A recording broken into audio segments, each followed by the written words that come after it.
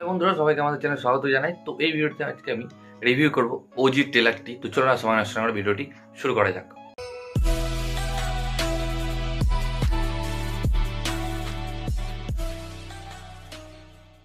তো শেষ পর্যন্ত ওজি মুভির ট্রেলার চলে এসেছে।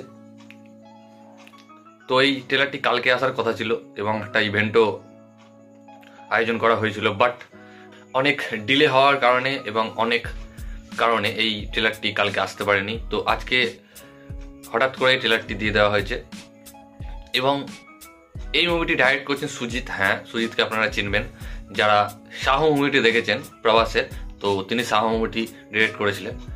তো এই মুভিটি ট্রেলারটা কেমন হলো?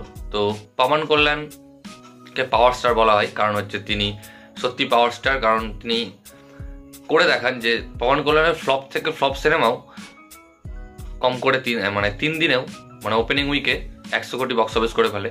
কিছুদিন আগেই হাড়িহারা বলে যে সিনেমাটি বেরিয়েছিল, ওই সিনেমাটি ওপেনিং প্রায় 70 কোটি টাকা দিয়েছিল। সত্যিই খুব আশ্চর্যজনক, কারণ সিনেমাটি তেমন ছিল না। তো এই ট্রেলারটি কেমন লাগলো? তো সত্যি কথা বলতে এই সিনেমাটিও অনেক ডিলের পরেই তৈরি হয়েছে, ডিলে, রিলিজ ডেট আজকে হবে কালকে হবে এই করতে করতে 2025 সালে এসছে। এবং ট্রেলারটি সত্যি কথা বলতে ট্রেলারটি একই রকমই, ওদের যেমন টেমপ্লেট হয় গল্প, এবং এখানে আমরা বলিউড থেকে ইমরান হাশমিকে দেখতে পাবো ভিলেনের অভিনয়।